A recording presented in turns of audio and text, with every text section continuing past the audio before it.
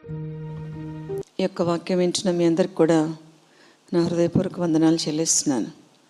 దేవుని యొక్క పరిశుద్ధ గ్రంథంలో మోషే ఒక ప్రార్థన చేశాడు. ఆ ప్రార్థనని మనం 90వ కీర్తనలో చూస్తాం. 90వ కీర్తన 15వ వచనంలో, నీవు మమ్మును శ్రమపరిచిన దినముల కొలది, మేము కీడు అనుభవించిన ఏండ్ల కొలది మమ్మును సంతోషపరచుము. దేవునికి స్తోత్రం, హల్లెలూయా. ఈ ప్రార్థన చాలా అవసరం. ఎవరు చేశారు ఈ ప్రార్థన? మోషే.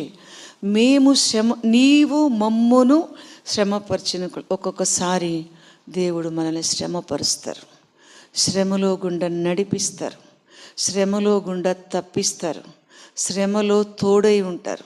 ఇజ్రాయేల్ శ్రమలో మొరపెట్టినప్పుడు దేవుడు విన్నారు. శ్రమకు తాళలేక వారు దేవునికి మొరపెట్టారు అన్నారు.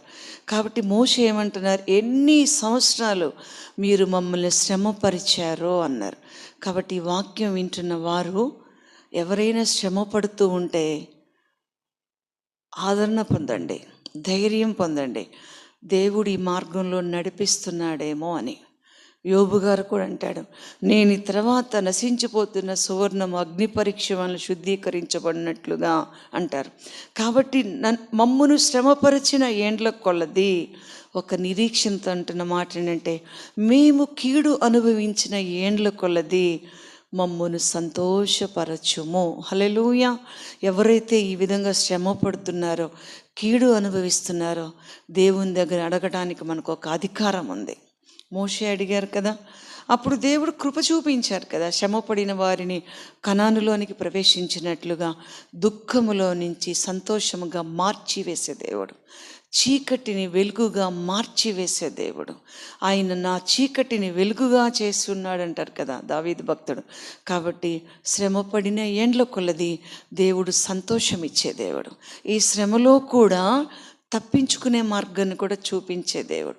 ఈ శ్రమలో కూడా ఆయన రూపంలోకి మలచే దేవుడు. కనుక ఆయన శ్రమపడిన తన జనుల పట్ల జాలిపడే దేవుడు అంటాడు యెషయా గ్రంథంలో. నువ్వు శ్రమ పడుతూ ఉన్నావేమో, నిన్ను చూసి సంతోషించే దేవుడు కాదు, కానీ ఈ శ్రమలో కూడా నీకు ఏదో నేర్పిస్తూ ఉన్నాడు. శ్రమలోనే నేర్చుకోగలుగుతాం. శ్రమలోని గంధపు చెక్క ఉంది, అది అరగదీసినప్పుడే దాని నుంచి సువాసన బయటకు వస్తుంది. అలాగే శ్రమలు. కాబట్టి మోషే చేసిన విధంగా మమ్మల్ని శ్రమపరిచిన ఏండ్ల కొలది, కీడు అనుభవించిన సంవత్సరముల కొలది, ఏండ్ల కొలది మాకు సంతోషము దయచేయము. ఈ ప్రార్థన మనం కూడా చేద్దాం.